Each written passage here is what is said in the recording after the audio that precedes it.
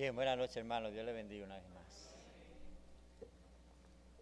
Yo lo veo muy bien sentadito ustedes, pues pónganse de pie para que leamos las Sagradas Escrituras en Apocalipsis capítulo número 2.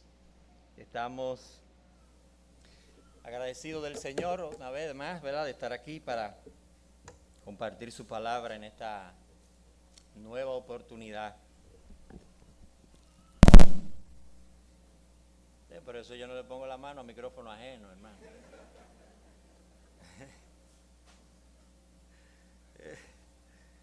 Apocalipsis capítulo 2, ¿verdad? Aprovechando este tiempo en esta celebración de estos 101 años. Fue hace un ratico que estábamos celebrando los 100, ya vamos 101, ¿no?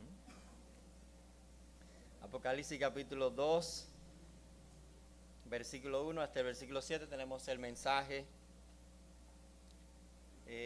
a la iglesia de Éfeso. Se me ha asignado esta responsabilidad, esta y la de mañana, si Dios quiere, la iglesia de Esmirna. Dice aquí la palabra de Dios. Escribe al ángel de la iglesia en Éfeso, el que tiene las 7 estrellas en su diestra, el que anda en medio de los 7 candeleros de oro, dice esto: yo conozco tus obras y tu arduo trabajo y paciencia, y que no puedes soportar a los malos, y has probado a los que se dicen ser apóstoles y no lo son, y los has hallado mentirosos, y has sufrido, y has tenido paciencia, y has trabajado arduamente por amor de mi nombre, y no has desmayado. Pero tengo contra ti que has dejado tu primer amor. Recuerda, por tanto, de dónde has caído, y arrepiéntete, y haz las primeras obras, pues si no, vendré pronto a ti, y quitaré tu candelero de tu lugar, y si no te hubieres arrepentido. Pero tienes esto, que aborrece las obras de los nicolaitas, las cuales yo también aborrezco. El que tiene oído, oiga lo que el Espíritu dice a las iglesias. Al que venciere, le daré a comer del árbol de la vida, el cual está en medio del paraíso de Dios. Amén. Pueden sentarse. Vamos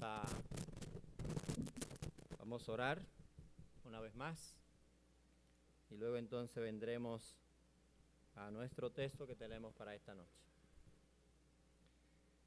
Padre, gracias queremos darte de nuevo, oh Padre Celestial, por tu misericordia en nuestras vidas. Gracias por darnos este tiempo de reunión en nombre de Jesucristo, para acercarnos a ti por este camino nuevo y vivo que Él con su sangre nos abrió. Y gracias, oh Padre, porque nos permites también abrir tu palabra, reunirnos en torno a tu palabra. Y no tenemos nosotros la suficiente sabiduría para entrar por nosotros mismos en tu palabra y sacar, oh Dios, lo que tú tienes en ella. Necesitamos que tú nos acompañes con el poder de tu Espíritu Santo, iluminándonos, con el poder, Señor, de su obrar en nuestras vidas. El Espíritu Santo, que es el Maestro por excelencia, que toma lo que es de Cristo y nos los hace saber. En esta noche lo que queremos es precisamente experimentar, ser guiados por medio de tu palabra, ser tomados, Señor, por la guía de tu Espíritu, para que podamos contemplar a Jesucristo, podamos aprender de lo que tú tienes para nosotros, podamos ser, Señor, capacitados, podamos ser fortalecidos para vivir, para encarnar la verdad que tú nos has dado en tu palabra, y que podamos vivir en este mundo como sal, como luz, como luminares en este mundo de tinieblas, podamos mantenernos brillando hasta el día de Jesucristo. Estamos en tus manos. Es por Cristo, oh Padre Celestial, que lo pedimos y por Él te damos gracias. Amén y amén. Es más fácil, hermanos y amigos, si tenemos en esta noche, es más fácil notar un error doctrinal que notar la decadencia espiritual. Es una natural inclinación del engaño del corazón humano, del autoengaño nuestro en muchas ocasiones, de ver la paja en ojo ajeno y no ver la viga en el ojo nuestro. Es mucho más fácil criticar las estadísticas de divorcio que nosotros tenemos en nuestro país que notar la falta de amor y la falta de cariño y la falta de cuidado y la falta de aprecio que nosotros tenemos por nuestra pareja.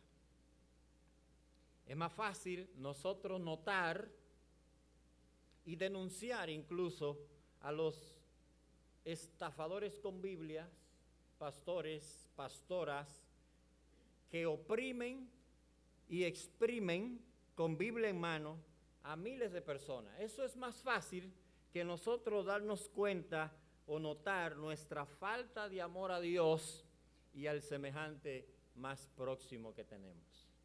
Eso es mucho más fácil, es mucho más fácil yo iniciar una discusión doctrinal porque tengo la razón y sé que tengo la razón porque las Sagradas Escrituras me respaldan que tengo la razón, que notar la falta de mi amor a Dios. La carta dirigida a los Efesios aquí en el libro de Apocalipsis, en el último libro de las Sagradas Escrituras, es una de las cartas que mejor podría describir la situación de cualquier iglesia, templo bíblico. Manos y mentes muy calientes y un corazón muy frío. Cristo como Señor y soberano sobre su iglesia, como aquel que está interesado en la santificación de su iglesia, como aquel que está interesado en el crecimiento de su iglesia, y que dice el texto aquí que se pasea en medio de su iglesia. El Señor Jesucristo nos va a estar exhortando en esta noche a la solución número uno, a la primera de las soluciones que nosotros necesitamos para que nuestra iglesia comience a experimentar un mayor crecimiento, una mayor experiencia de lo que es servir a Dios, o una experiencia de mayor calidad de lo que es servir a Dios. El Señor Jesucristo nos dice: volved al primer amor. Esa es la exhortación que nosotros tenemos aquí. El Señor Jesucristo dice: volved al amor prioritario, porque esto es lo que le da significado al resto de lo que ustedes hacen.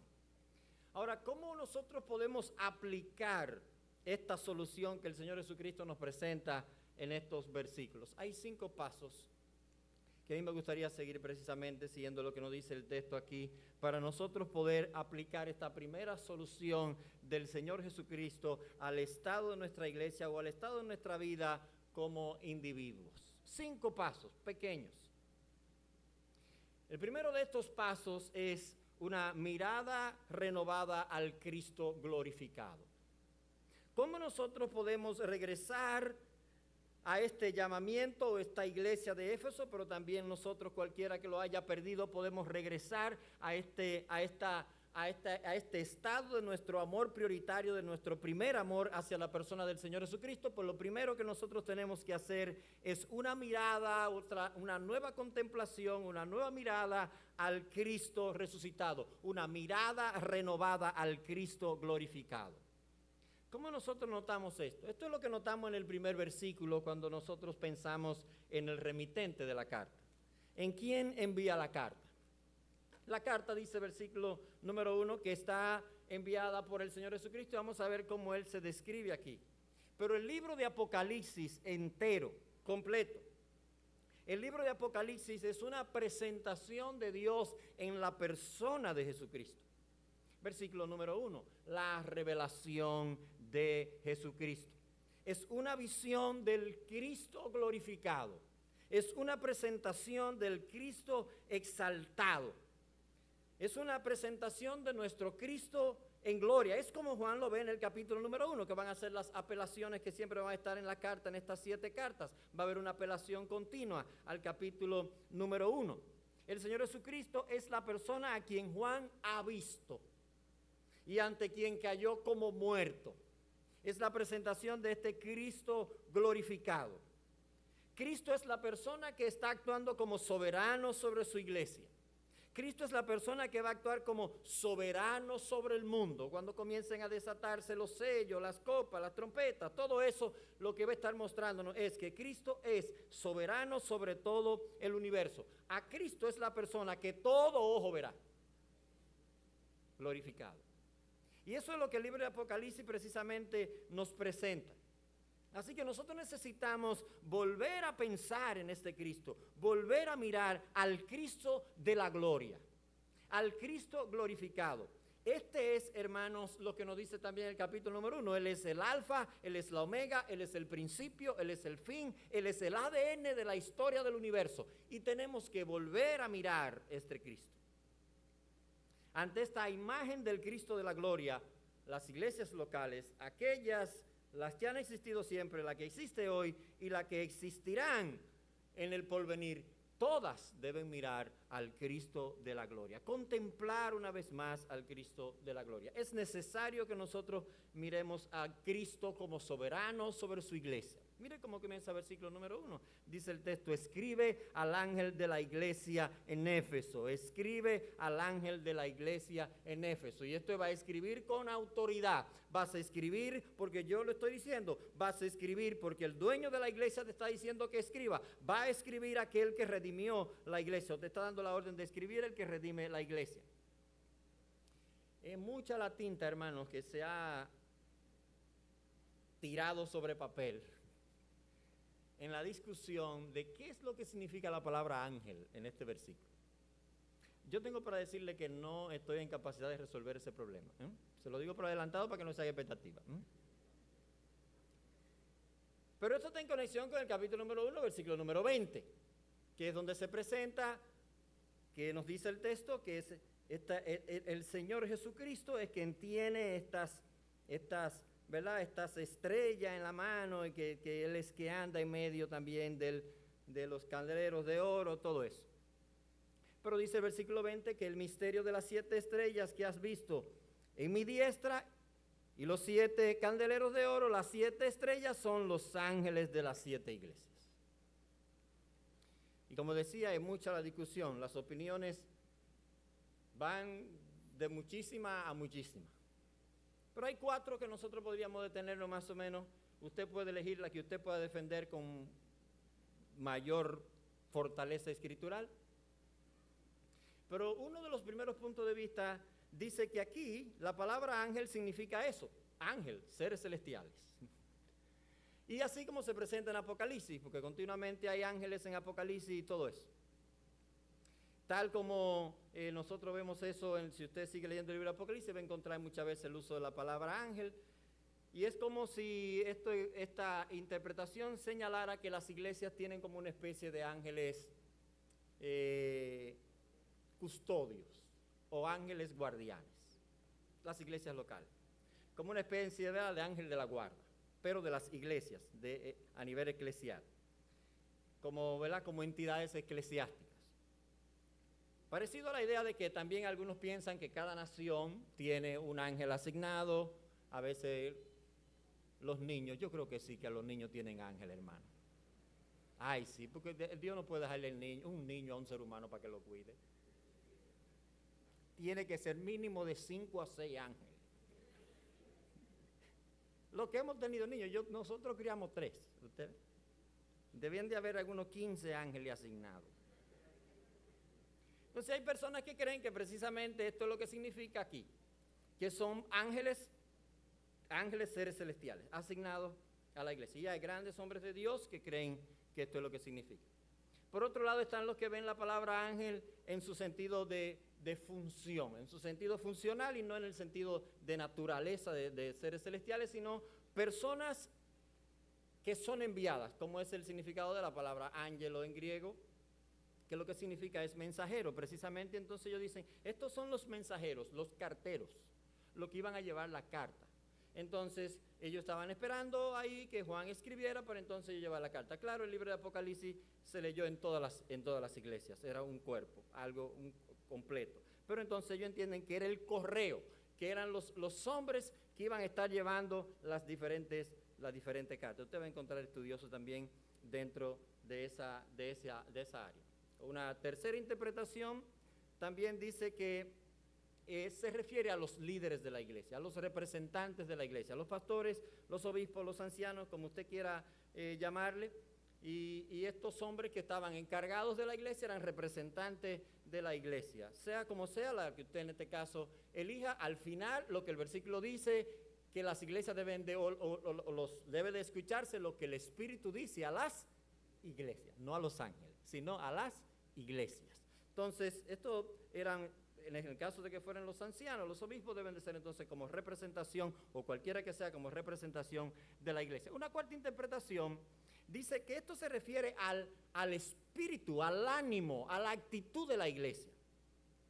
O sea, es la condición espiritual de la iglesia. Escribe al ángel de él, está diciendo, como escribe a la situación actual de esa iglesia. Es como si aquí la palabra ángel eclesiástico significara el ánimo de la iglesia, el espíritu de la iglesia, la actitud actual que tiene la iglesia, el ánimo espiritual que tiene esa iglesia. En otras palabras, el ángel de la iglesia pues sería prácticamente la iglesia misma en su condición, en su ánimo espiritual. Como le decía, usted puede elegir la que mejor usted pueda defender con las Sagradas Escrituras. Yo quisiera inclinarme que son los líderes, los siervos de Dios, los pastores que están ahí, aunque también esta última cuarta posición es bastante interesante. Pero sea cual sea, es la iglesia responsable de recibir el mensaje que se está dando por precisamente lo que dice el texto al final, donde las iglesias son las que deben escuchar lo que el Espíritu le está diciendo. Ángel tiene que estar relacionado necesariamente con representación de la iglesia local a la que se escribe. La primera carta está dirigida a la iglesia en Éfeso. Es la ciudad más importante de toda esta región en Asia, precisamente. Es la ciudad principal. Es la ciudad guardiana del templo de la diosa Diana o Artemisa, dependiendo por donde usted quiera verla. La iglesia había sido fundada y había sido fortalecida de una manera extraordinaria. Había sido fundada por el apóstol Pablo, había recibido maestros como Pablo, Timoteo, Apolo. El mismo apóstol Juan había tenido su centro de operaciones antes de ir a estar preso y luego escribir Apocalipsis precisamente en la iglesia de Éfeso, lo que explica su sanidad doctrinal, lo que explica por qué era una iglesia tan fuerte doctrinalmente. Quizás ya para el tiempo en que el apóstol Juan le escribe tenía unos 40 años de fundada, 40 y tanto, quizás. Y todo esto explica lo que vamos a ver más adelante con relación a los elogios que el Señor Jesucristo precisamente le da a esta iglesia. Ahora, ese Cristo soberano que está diciendo, escribe al ángel de la iglesia en Éfeso. Debemos contemplar ese Cristo debe llamarnos la atención, el Cristo glorificado. Y nosotros debemos seguir pensando precisamente en este Cristo glorificado, en lo que dice la segunda frase en este texto. Dice, el que tiene las 7 estrellas en su diestra. El que tiene las 7 estrellas en su diestra. Esta es una frase, hermano, que no debe de leerse sin emoción. Es una frase significativa, el que tiene las 7 estrellas en su mano derecha. Cristo tiene agarradas estas 7 estrellas en su mano derecha. Esto tiene cierto énfasis, ¿verdad? La palabra aquí, la palabra hebrea, si me excusan citarla, o la frase aquí en hebreo dice, jocraton, el que agarra, el que sostiene. Y quizá agarrar, mucho más fuerte que la palabra simplemente tener. Es el que tiene y ejerce cierta fuerza mientras lo sostiene. El Señor Jesucristo es quien sostiene a su iglesia, quien sostiene a su siervo, quien sostiene a estas estrellas. Dice, Cristo es quien la tiene agarrado. Y esa palabra, ya esa raíz de la palabra había aparecido en el versículo número 8 del capítulo número 1.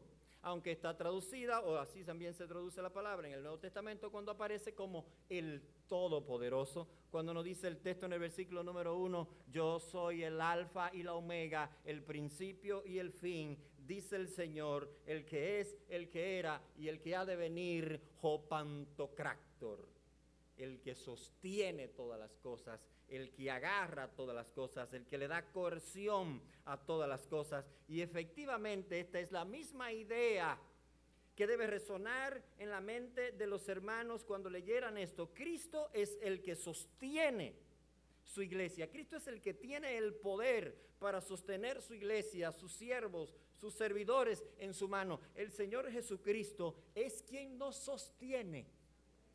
Nosotros tenemos que volver a mirar ese Cristo glorioso, tenemos que volver a mirar ese Cristo lleno de gloria. Y la otra imagen es también bastante interesante, dice el versículo, el que anda en medio de los 7 candelabros de oro, dice esto, el que anda en medio de su iglesia, el que camina en medio de su iglesia. Y estas también son palabras serias, muy serias. Cristo está presente en su iglesia. Pero como aquí le está escribiendo a iglesias locales, Cristo está presente en las iglesias locales, como si no existieran más, como si nada más existiera la suya. Cristo está presente en las iglesias locales, como si no existiera más iglesia. No existe más esta.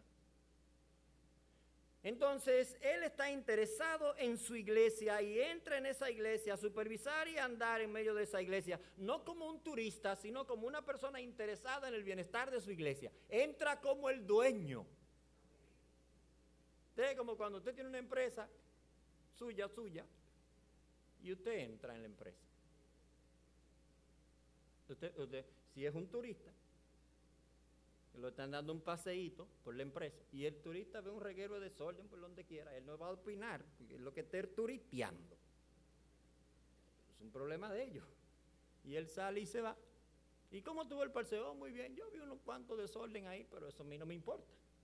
Pero el dueño entra, el desorden no va a estar, no, probablemente.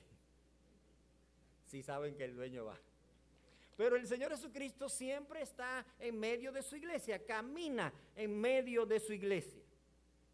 Y esto es importante porque aquí tenemos que tener en cuenta que no solamente sirve con tener manos y mentes calientes, que tenemos que tener también corazones calientes, porque Cristo siempre está andando de su iglesia, mirando con sus ojos de llama de fuego, siempre. Es el Cristo glorificado andando continuamente en medio de su iglesia. Después que nosotros demos esa mirada, dice el texto aquí, este Cristo dice esto. Esto dice el Señor Jesucristo. Entonces damos esa mirada al Cristo glorificado, es el primer paso para la aplicación de la primera solución, de volver al primer amor. Después de ese primer paso, de mirar al Cristo glorificado, nosotros también tenemos que concentrarnos en los elogios que el Cristo glorificado hace o podría hacer a su iglesia. Mire cómo sigue diciendo el texto, yo conozco tus obras y tu arduo trabajo y paciencia, y no puedes soportar a los malos, y has probado a los que se dicen ser apóstoles y no lo son, y lo has hallado mentiroso, has sufrido, has tenido paciencia, y has probado, y has trabajado arduamente por amor de mi nombre, y no has desmayado. Esto para mí es sorprendente, hermanos. Es más, uno hasta duda de que esta iglesia le vaya a decir algo malo. O sea, uno lee aquí y uno dice, no, pero esta iglesia pasó con A. Entonces, un pasado brillante. Uno queda perplejo de que realmente se les reprenda por algo.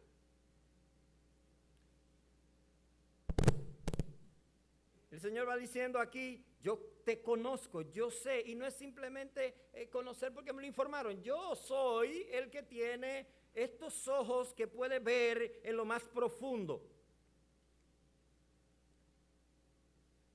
No podremos ver todo esto que el Señor dice aquí, ¿verdad? Ir no hoy, así que voy a hacer un resumen.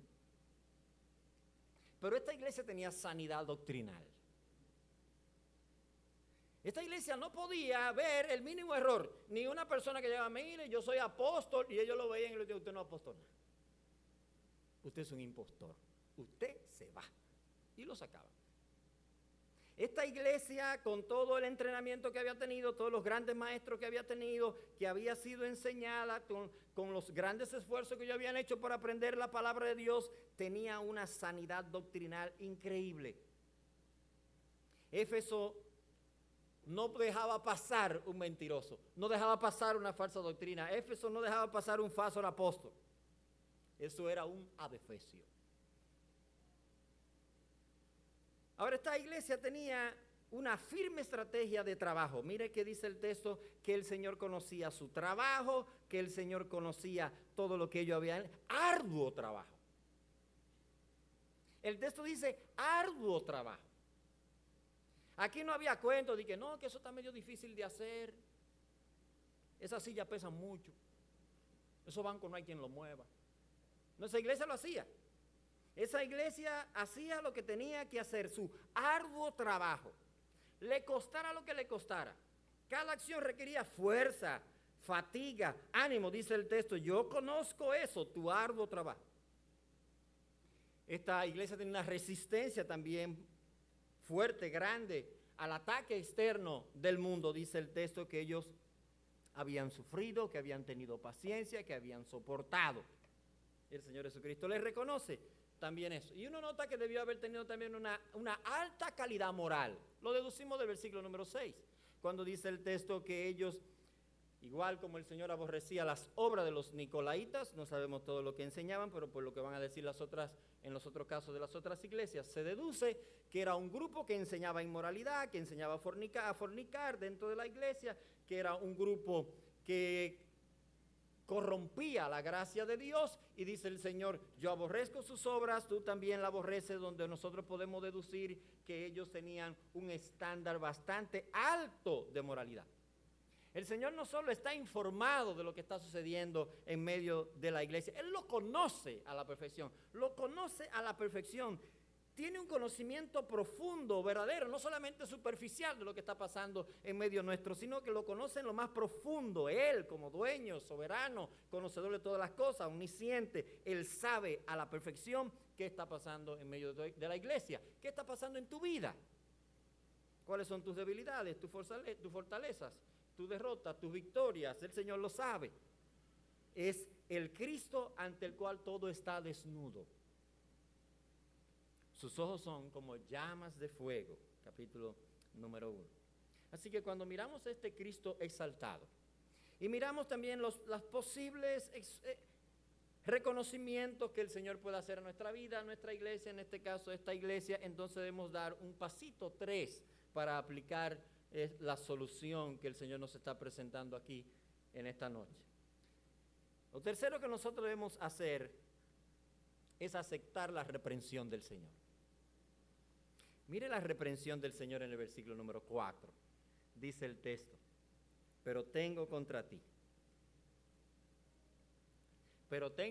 ti que has dejado tu primer amor. Mire, yo le digo a usted que no podría ser más grave la situación. O sea, no se podía dar un diagnóstico más grave para una iglesia que lo que el Señor acaba de decir aquí. Estamos hablando de la ausencia de aquello que le da sentido a todo en la iglesia. Si yo tuviera lenguas humanas, si yo repartiera todo lo mío, si yo tuviera el conocimiento más amplio de la bolita del mundo y no tengo amor. Entonces Dios está diciéndole aquí, te falta exactamente lo esencial para que el resto pueda tener significado.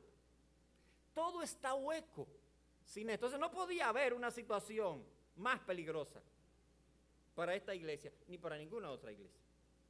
Si no tengo amor, vengo a ser como metal que resuena, dice la palabra de Dios. El amor es lo que le da significado a la acción de la iglesia, a esas manos activas, a esos pies activos, a esa mente activa. Es el corazón que le da sentido. El amor es lo que le pone significado a todo lo que hacemos. Si cantamos, si ofrendamos, si hablamos, si predicamos, es el amor que le da coerción, le da significado a todo lo que nosotros hacemos. Misión, edificación, lo que sea, es el amor. Es un llamado a la reflexión aquí serio que el Señor Jesucristo nos está haciendo. Una iglesia que había sido reconocida, cuando usted lee la carta de Pablo a los Efesios, que había sido reconocida, Efesios capítulo 1, versículo número 15, había sido reconocida por el amor a todos los santos. Y en el capítulo número 4, él le había dicho precisamente que el crecimiento en la verdad era para ser edificados en amor. Y los había exhortado también a vivir en amor, perdonándose los unos a los otros. Cuando el apóstol Pablo escribe por allá, por la década de los 90, esta iglesia había perdido precisamente eso que se le había reconocido al inicio de su fundación. Al mismo Timoteo, que había sido representante apostólico en la iglesia en Éfeso, el apóstol Pablo le dice: ten cuidado de ti mismo y de la doctrina. Los efesios habían aprendido a tener cuidado de la doctrina, pero no de ellos mismos. Y esto es sumamente importante. El apóstol reconocía que ambas cosas son necesarias, que no solo debemos vigilar lo que creemos, sino que también debemos vigilar lo que estamos viviendo. Ten cuidado de ti mismo y ten cuidado de la doctrina. La iglesia en Éfeso se había esforzado para comunicar la verdad, defender la verdad, hacer mucha apología, pero se habían olvidado de encarnar la verdad viviendo en amor. Esa es la mayor evidencia de que Jesucristo está dentro de su iglesia. Es una acusación, es una reprensión que debe ser tomada en cuenta con mucho cuidado. Principalmente, hermanos, en el contexto que nos ha tocado vivir a nosotros. Las iglesias siempre viven, por lo general, vivimos en un espíritu triunfalista de que todo está súper bien. Nunca tiene nada que mejorar, ni nada de que arrepentirse. Aquí, no, los pecadores de aquí no hay pecadores. Los pecadores se congregan en otro lado, pero no aquí. Sus prácticas perfectas, la impresión que damos, es como decía la abuela mía, es que Cristo es un apoyador de lo mal hecho. Decían los viejos. Pero aquí dice el texto, Cristo diciendo a las iglesias: pero yo tengo contra ti que has dejado tu primer amor, con todo y el CV que tú tienes. Con todo y eso, tengo contra ti que has dejado tu primer amor. Usted se imagina al Señor Jesucristo mirándolo a usted a los ojos y le dice: tengo que hablar contigo. ¿Qué dice el jefe que vaya allá? Y la mira: muy bien, todo lo sabe, el tiempo de trabajo que tiene aquí, muy bien, excelente, pero tengo contra ti. O sea, Cristo lo mira a usted a los ojos y le dice: tengo contra ti. Entonces ya ahí mismo yo digo: ya, ¿se acabó? Me despidieron, me voy. Entonces, Cristo mirándonos a los ojos diciéndonos: tengo contra ti. La reprensión deja ver que había pasado un tiempo, que la iglesia estaba viviendo así, que tenía un estilo de vida ya, que había comenzado eso. O sea, has dejado. Tenía un tiempo viviendo sin esto, sin este elemento fundamental. Has dejado, tiene un efecto presente, pero que no comenzó en el presente. Hace rato que comenzó, lo has dejado y aún no lo has retomado. Y Cristo está diciendo: tengo esto contra ti, esto no puede seguir. Lo que has dejado es tu primer amor. En ocasiones cuando uno oye, o a veces estamos hablando en la iglesia, y estamos hablando del primer amor, uno tiene la impresión de que el primer amor es algo de los primeros días y que es natural que la gente lo pierda. O sea, siempre estamos hablando, y yo me acuerdo cuando tenía el primer amor, digo: está descarriado, hermano. Porque creemos que el primer amor es una cuestión de los primeros días. Y que después de esos primeros días ya está bien que usted ya no lo tenga.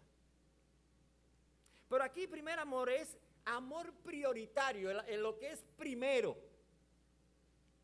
Lo que debe estar en primer lugar. Entonces esa impresión de que parece normal que una persona viva sin tener amor prioritario por Jesucristo, no es normal. Y no se debe perder.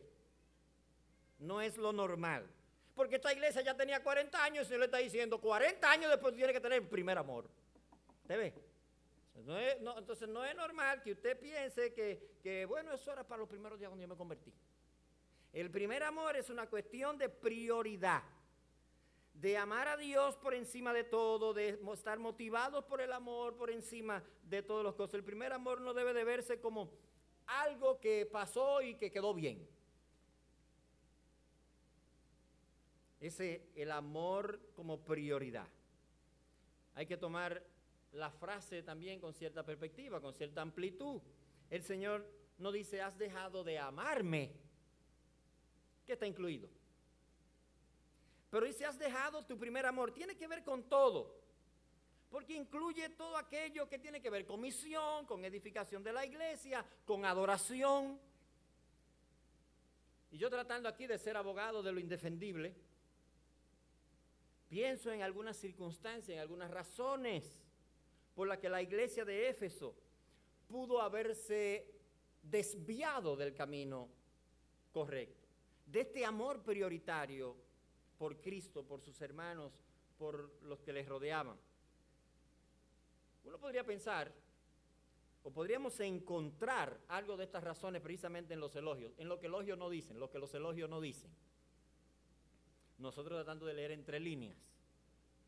Pero mire, en primer lugar, pensemos en su pérdida de amor por los hermanos, que está incluido porque se había reconocido en la carta. Los hermanos habían dejado de servirse por amor los unos a los otros. Pienso en todos los errores doctrinales que esta iglesia tuvo que enfrentar. Y las veces que tuvo que luchar con la mentira y su pasión por la verdad, por la pureza doctrinal, quizá peleando continuamente con la gente y con los hermanos, que ya todo el mundo era sospechoso de algún microbio doctrinal. Y entonces usted lo andaba acechando, a ver lo que decía. Ya hace rato que usted no lo quería. Pero usted se ha convertido en el policía doctrinal de Dios. Y la gente en sí ya no le interesa. Y quizá algo así le había pasado a los hermanos.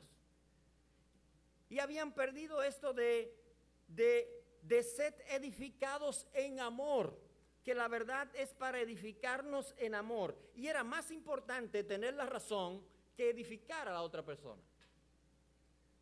Podríamos compararlo, qué sé yo, como esas discusiones a veces teológicas que se dan en grupos de redes sociales. Nadie sale edificado, a menos que el grupo en que usted está sea muy santo. El administrador sea el Espíritu Santo. Pero en muchos que yo conozco, eso es bomba van y bomba vienen, y lo que se nota es odio casi. Pero eso sí es odio en nombre de Jesús.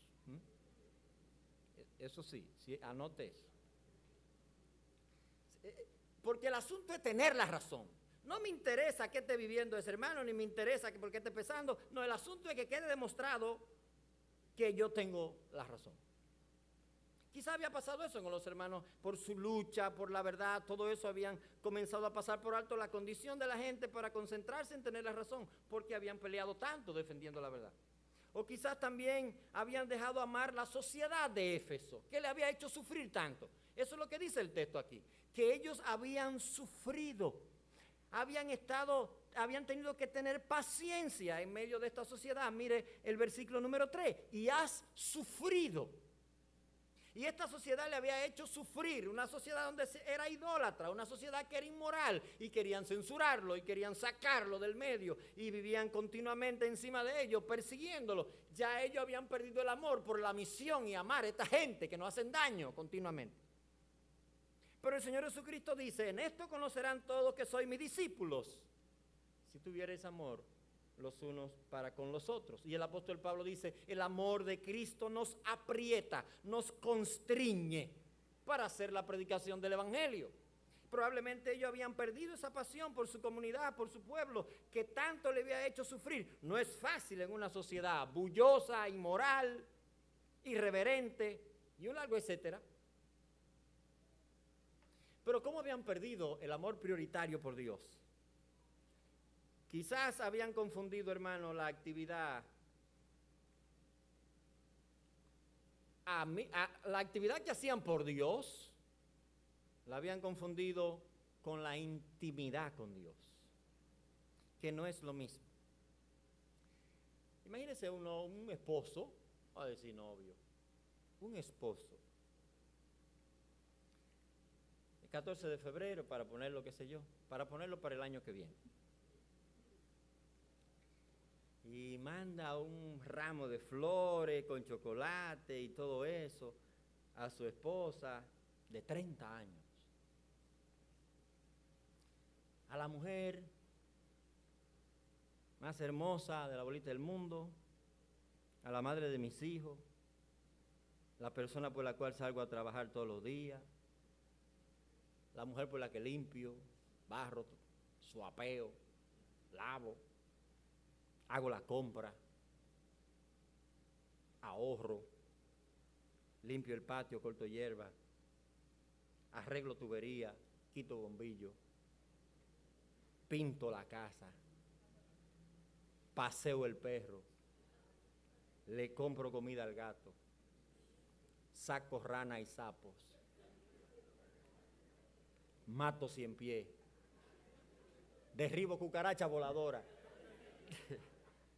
un largo etcétera de cosas. Pero al final de la nota él escribe y dice, aunque hago todo esto, debes saber que ya no te quiero. Yo les recomiendo, no llegue a su casa. Usted, toda esa flor y toda la cucaracha, usted la va a ver. Pero eso es exactamente lo que Éfeso le estaba diciendo a Dios. Nuestro al otro abajo, todo lo que hacemos, entonces es nuestra pureza doctrinal, pero debes saber que no te queremos, que hemos perdido nuestro primer amor. Y Cristo se lo está poniendo, se lo está enrostrando. Y el amor siempre tiene hechos concretos, ciertamente. Uno puede decir, pero estas acciones no son manifestaciones de amor. No, Cristo está diciendo, estas acciones han perdido el norte, porque no están motivadas por lo que realmente da esencia a las cosas. Entonces Cristo nos da otro paso para la aplicación de esta solución, que es el paso número 4. Cristo dice, esta es mi recomendación, en los versículos que siguen. Versículo número 5. Recuerda, por tanto, de dónde has caído y arrepiéntete y haz las primeras obras, pues si no, vendré pronto a ti y quitaré tu candelero de su lugar, el que si no te hubieres arrepentido. Cristo dice, es un llamado al arrepentimiento, es una sugerencia. Hay 3 cosas que tienes que hacer dentro de lo que tienes que hacer.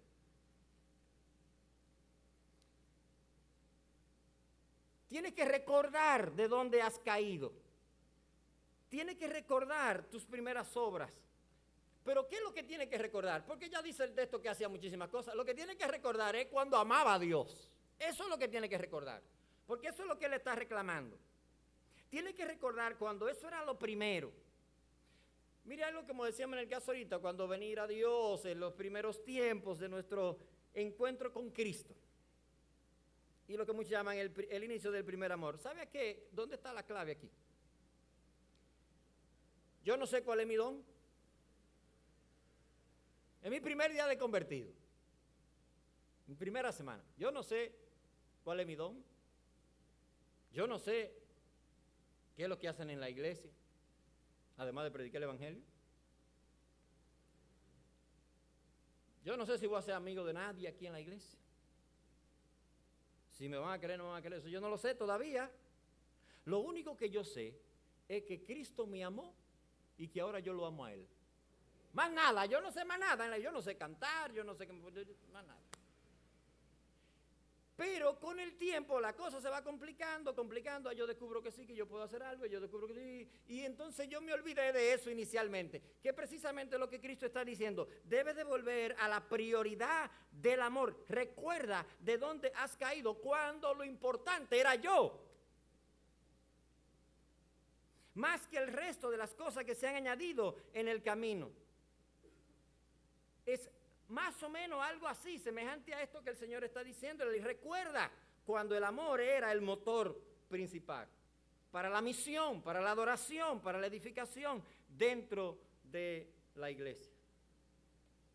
Esto es muy interesante para nosotros, para la vida de cualquiera de nosotros. Arrepiéntete. El Señor está diciendo, cambia de mentalidad, no se puede seguir viviendo así, tú no puedes vivir así. Habían hecho ya de la falta de amor el modus operandi de la iglesia. Y Cristo dice, no, eso no puede seguir así. Esto es tan grave que la alternativa es la no existencia. O sea, esto es tan grave que la alternativa es que yo tome y retire esta luz de en medio de ustedes. A la falta de amor, esa es la alternativa. Por eso el Señor está diciendo, tienen que cambiar de estilo de pensar ya. Hay que cambiar, hay que volver. Las Sagradas Escrituras nos indican, y la historia nos indica, que Éfeso todavía por allá, por el año 400, todavía me estaba hablando de la iglesia de Éfeso, o sea que escucharon al Señor Jesucristo, en este caso, por lo menos. Gloria a Dios. El Señor Jesucristo está diciendo, tienes que convertirte. Haz las primeras obras, dice el Señor. ¿Pero qué significa esto? Porque ya tenemos muchísimas obras, Señor. Sí, precisamente haz las primeras obras, vuelve otra vez al amor como motivación principal. Vuelve a mí como el motivador principal. Por eso Cristo está diciendo, yo te me estoy presentando como lo más excelso, lo más grande, lo más glorioso. El capítulo número 1 precisamente que toma estos versículos iniciales en la presentación. Y lo que debes evitar precisamente, dice el Señor, si tú no te arrepientes, yo vendré pronto a ti y quitaré tu candelero de su lugar si no te hubieres arrepentido. Yo no creo que haya una amenaza más seria que el Señor Jesucristo haga a estas 7 iglesias que esta. Y tiene todo el sentido del mundo, por lo que decíamos ahorita. Es que el amor es lo que evidencia que Cristo está en medio de su iglesia. En esto conoceréis todos que sois mis discípulos, si tuvierais amor los unos a los otros. Y si eso no está, ustedes se están alejando del ideal de los ideales de ser iglesia. Así que venir tenía que ver con un juicio temporal, un juicio en el presente, en esta era, para esa iglesia en Éfeso. Y esto es sumamente importante, sumamente significativo. Y el último paso que nos da el Señor es que finalmente nosotros tomemos en cuenta el desafío que nos hace el Señor de la iglesia cuando Él dice, versículo número 7, el que tiene oído para oír, oiga lo que el Espíritu dice a las iglesias. El que venciere, le daré a comer del árbol de la vida, el cual está en medio del paraíso de nuestro Dios. En Cristo, hermano, es que nosotros somos restaurados. En Cristo tenemos vida eterna. En Cristo las promesas del cielo nuevo, la tierra nueva, de la nueva ciudad se van a cumplir, dice el Señor Jesucristo. El que tiene oído para oír, oiga. El que venciere, el que va a participar conmigo de estos beneficios eternos. Esta victoria y este poder para vencer solamente puede venir de Dios. Y el Señor Jesucristo está diciendo, el que oiga, se arrepienta, vuelva. Este es un estímulo para nosotros tomar esta decisión de buscar al Señor. Para concluir, mire, en esta noche, tengo algunas reflexiones. Para los que ven estos mensajes como un bosquejo de la historia de la iglesia, desde la era apostólica hasta los días que nosotros hemos llegado, hasta el fin, hasta que el Señor pues interrumpa la historia como nosotros la conocemos, Éfeso es la iglesia amada, la iglesia apostólica. Y mañana seguiremos con Esmirna. Si usted viene bien, si no viene tan bien, porque yo de todos modos lo voy a predicar. ¿Usted ve? No lo vamos a esperar, ¿no? Y precisamente Esmirna, con ese significado de mirra, que va a ser la iglesia perseguida, la iglesia que va a sufrir mucho, la iglesia que quedó representada entre el año 100 al año 300 antes de Constantino, la iglesia de los mártires. Esta línea de pensamiento es bastante interesante, pero será para otra oportunidad explicarlo o le tocará a otro que lo explique. Pero mire, para reflexión final, ore mucho por sus líderes. Pero cuando le digo mucho, es mucho. Mire, la responsabilidad que Dios ha colocado sobre estos hombres es una responsabilidad seria. Son los primeros en ser atacados por Satanás.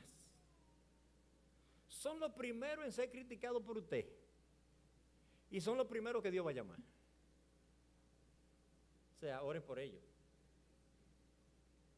Ore por ellos. Porque esta tarea de mantener a la iglesia en la verdad, y no solamente en la verdad, sino en ejemplificarle cómo se vive la verdad, encarnando el amor y encarnando a Jesucristo, no es tarea fácil.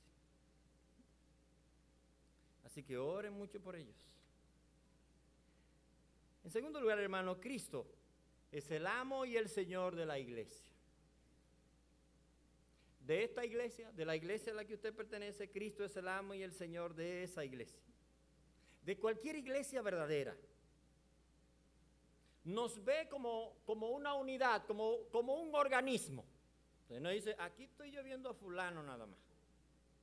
No, Cristo dice, yo estoy viendo esa iglesia como un cuerpo, como un organismo vivo. La estoy viendo en su conjunto. Aunque Cristo también nos ve como individuos, pero en este caso estoy diciendo a la iglesia como si fuera la iglesia, una sola cosa, una unidad. Por tanto, mi estilo de vida, mi servicio, todo tiene que ver con este cuerpo que Cristo está observando. Y cuando servimos no es simplemente porque los ancianos me dijeron, que los ancianos me colocaron, no servimos para Cristo y por amor a Cristo. Porque hay gente que cree que es para los ancianos que hacen algo en la iglesia. Debemos observar, hermanos, si el amor de Cristo nos aprieta para nuestra iniciativa en lo que nosotros hacemos dentro de la iglesia. Tenemos una misión, tenemos que edificar a la iglesia, tenemos que predicar el evangelio, tenemos que alabar a Dios con todo lo que somos, pero todo eso tiene que estar motivado por el amor a Dios, a nuestro prójimo, por el amor a los perdidos. Eso tiene que estar en nosotros, porque esa es la manera en cómo Cristo lo hizo. Amó a los discípulos y los amó hasta el fin. O sea, amarlo hasta el fin, no se podía ir más. O sea, Señor, tú puedes amarlo un chismán, no, ya no puedo ir, porque mi vida que voy a entregar, ¿qué más tengo para entregar? O sea, nos amó hasta el fin. Sin amor, hermanos, estamos en un peligro serio, en un peligro totalmente serio. De hecho, el obrar del Espíritu Santo en medio nuestro es para producir el fruto del Espíritu, que es amor, gozo, paz, paciencia, todo eso, pero amor. Así que el Señor nos ayude a aplicar esta primera solución a la situación actual de su iglesia, volver al primer amor. Padre, gracias una vez más por tu misericordia. Recibe toda gloria, Señor. A ti nos volvemos porque en ti hallamos misericordia.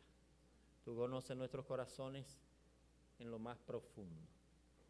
Queremos amarte sobre todas las cosas y queremos encarnar el amor de Jesucristo y tener una dinámica, una comunión basada, Señor, en ese amor y predicar el evangelio precisamente para mostrar el amor de Cristo. Gracias te damos, te bendecimos en el nombre de Jesús. Amén. Dios le bendiga.